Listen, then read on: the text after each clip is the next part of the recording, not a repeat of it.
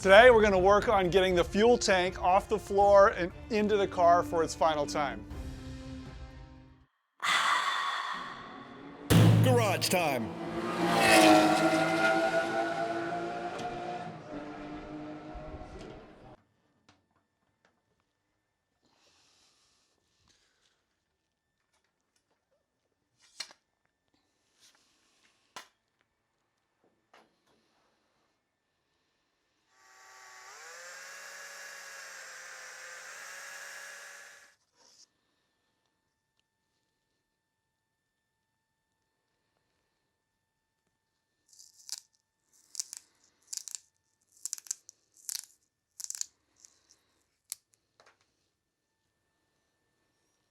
There, I just made a new prop rod for my car. Let's hope it works. This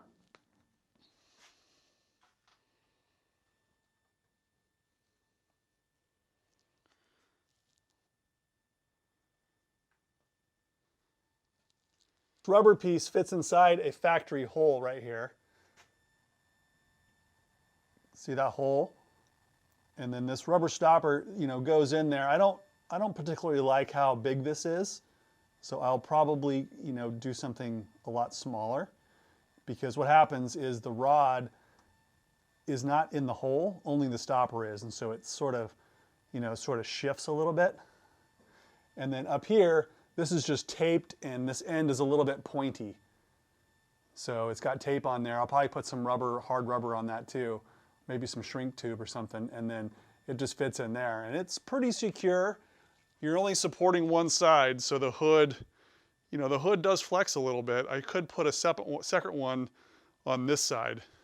Okay, I'm ready to put the tank in, but one of the things that a lot of people have asked me about is, how do you stop rust on all the cavities that are hidden in there?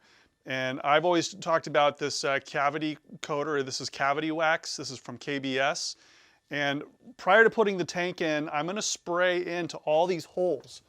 Here, right where the gas tank bolts go, all those hidden cavities, I've already sprayed some in here, and you can see it's working its way out. So this material, it creeps. And so like you can see it's coming out of all kinds of places. This really won't harm the paint. It is a wax and an oil. So you want to get it off the paint pretty soon, but that's the idea. After I put the tank down, a lot of these holes are going to be covered up. So I wanted to get a coating in there before I put the tank in. And periodically it's a good idea to just go in there and spray some of this stuff, double check that it's not going to rust again. I would do that at least once a year on the suspension pan, and as often as possible in all the hidden cavities throughout the car. And also a boroscope is really helpful to kind of monitor what things look like inside those hidden cavities. And if you start to see some rust, you can go in there and spray it, because you don't want it to rust ever again. The tank sits right here on the perimeter, right where it goes across where the suspension pan is. One of the bolts is there, one of them's here, and one of them's here. And it doesn't just rest right on the paint. It has a weather stripping. This is the original weather stripping, and I found something very close to it. This stuff, hopefully there's enough. It's adhesive backed. It's a little bit less narrow, and it has a profile to it, but the firmness of it is very, very close to the original.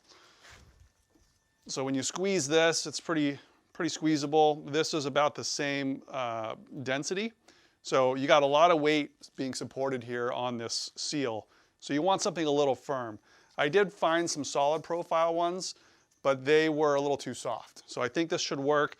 Made from premium EPDM cellular foam rubber. So here's the fuel tank. If you haven't seen it in a while, this is arguably the most modified fuel tank you'll see in a 911.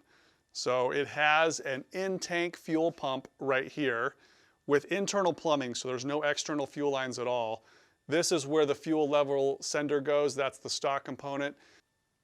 Inside the hole, it's probably hard to see, but there's an internal baffle box to control the suction of the fuel pump. So there's always fuel in place. There's check valves. There's all sorts of stuff in there. And then obviously right here, the filler has been deleted. And there's a new filler, which I'll show you in a minute, goes directly on top of the fuel pump area.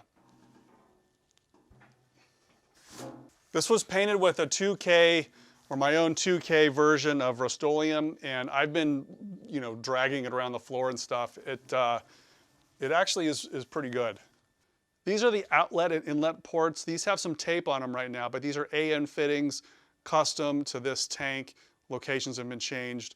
Also, the stock fuel filter has been replaced and filled with this just simple drain plug.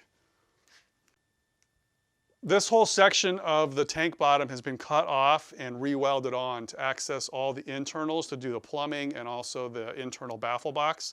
All that is done inside. It's like a surge tank inside there.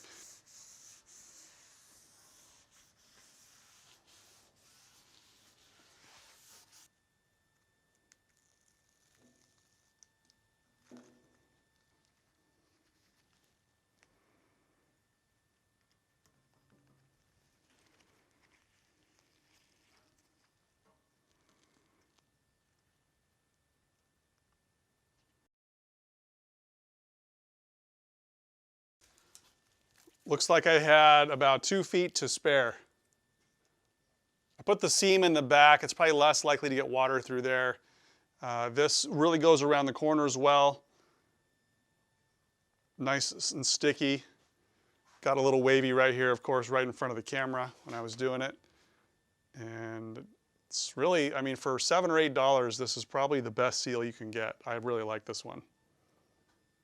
Just a little bit more of the wax is dripping out. No big deal. This stuff, as you drive around, will actually travel uphill. It has a wicking action that seriously goes uphill.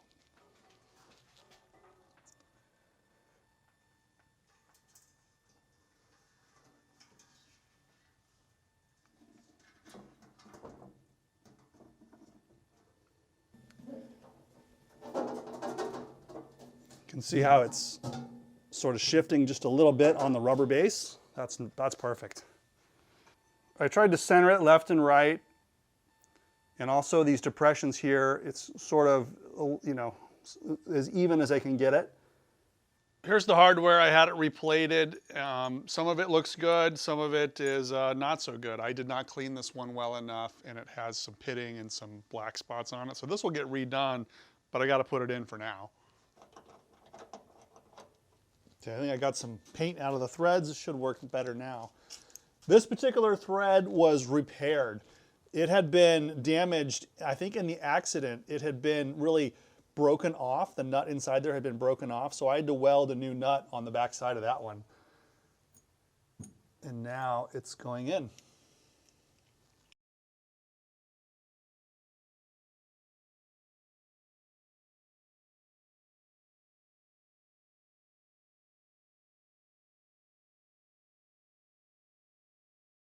These were not plated originally. These were like dipped in some kind of like PVC or vinyl coating. And it was of course cracked and broken over all the years. So I thought it would just look better as opposed to like plastic dipping it, just doing it plated. So I guess I could put a little bit of heat shrink tubing underneath it to avoid metal to metal, but I don't think it's going to be an issue. This is the fuel pump, obviously aftermarket fuel pump, and it goes, right inside this hole here. And the base of it goes inside a surge tank. It drops in like so, and then there's a plate that goes on top of the surge tank to prevent fuel from just spilling out. So for hard cornering, this kind of keeps the fuel right at the fuel pump so it can suck it up. All these materials, including the wire, are E85 ethanol compliant. The fuel pump is so-so on E85, but it's easy to upgrade if I need to in the future. I'm not saying I'm going to use E85, but there's certainly ethanol in our gas in California. This fuel hose is submersible. Submersible fuel hose, also E85 compliant. It has a Harley-Davidson fuel cap, little catch bowl here. But what it's missing a couple holes for the hanger bracket. So when the bracket is going to be suspended off of this plate right here, so these two studs are going to need some holes. This wire is clearly too short. I don't even know why it comes so short, but you really don't want to have splicing inside your fuel tank and contacting each other. So I'm going to replace this wire with something longer, and it has to be the correct wire too. So I think I can get this out, get these terminals out of the body. This is just a little bit of welding wire.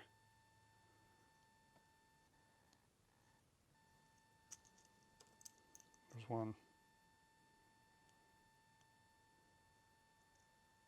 There we go. So you can see there's a little tang on the back, and that's what keeps it clipped in. This wire is known as SXL wire. It's automotive wire. It's compatible with all kinds of fluids and stuff, so it's not going to degrade in fuel. If you use PVC wire, then its bets are off. Like, it could just completely lose its insulation, and if the wires contact in the center of your tank, you could have a real problem. This crimper tool, it's a ratcheting crimper tool, high quality. This is key for getting good results. I would not attempt this without this tool. You basically go till it stops. So I need to make sure that the red wire, is typically plus, goes on this side. And now we have a factory style connector lengthened, so I can get it all the way to the top of my filler here. There's just hot water here in a coffee mug.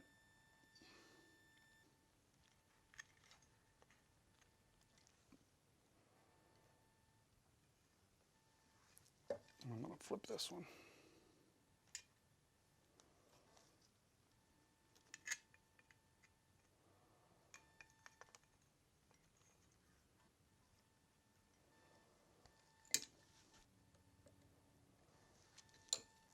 And then on this other side, where it meets up with the fitting in the tank, it can be,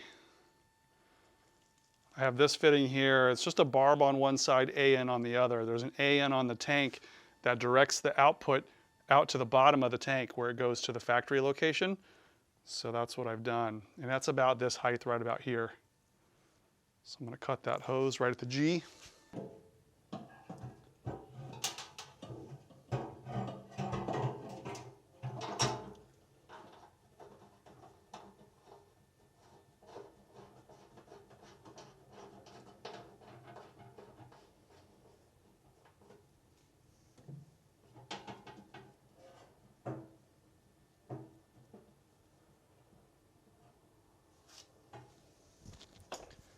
Okay, so this positioning needs to be right about like that. Okay, probably right about there. I got to open those holes up a little bit, but they will work.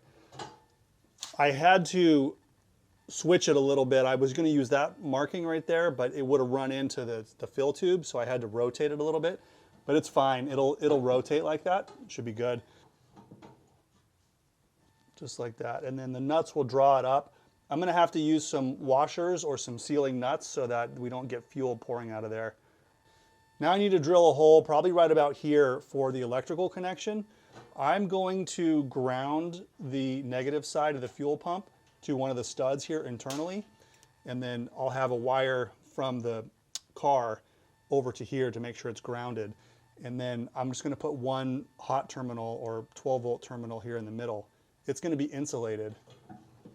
Okay, I've drilled a new hole and I've been adding these Teflon washers. They are insulating this stud. You can see there's a one on the back. There's one there in the center, which is like a donut. And then there'll be one here on top. And then another nut on top. And this just isolates this screw from the metal part so we can pass electrical power through here in a sealed way, so we won't get any fuel leaks. These are like seals, and they're also insulators.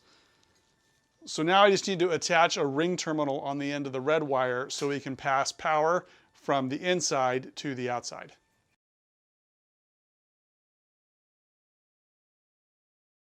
Okay, this is the power connection for the fuel pump. And on the underside, I bent the ring terminal down so it will not contact the inside of the tank ever. There's no, even if it spins 360 degrees, there's no way it can make contact with the tank. Then on the top side, I'll probably replace this Teflon washer with a much bigger one, and I'll use some heat shrink on the ring terminals so that it will never make contact with the metal, even if something's placed on top. And then I'll build a cover that goes over the top of this terminal so that, or a rubber insulator on top of the terminal, because even if you put like a wrench or something on top of here, you never want to make electrical contact between the hot portion of the fuel pump and any of these bolts or any of this metal around it.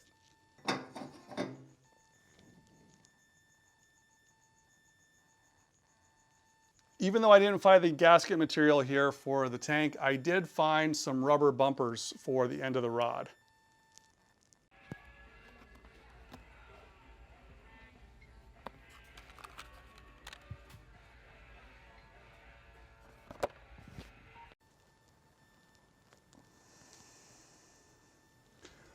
This piece of tape tells me this is the pointy end. The pointy end fits better on this side than it does on that side. That side's just a little bit rounded off so it doesn't cut the rubber.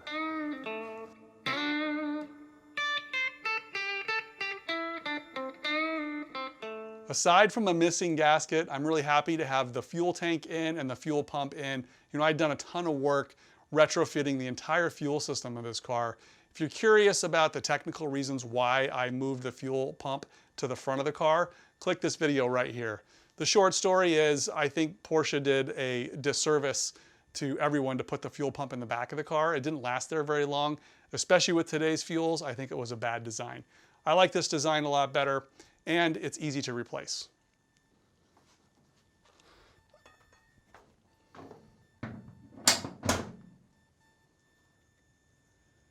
Okay, so attach tank to car is done, and add fuel pump is done. Just missing a gasket, that should be simple. So, 2 items off the list.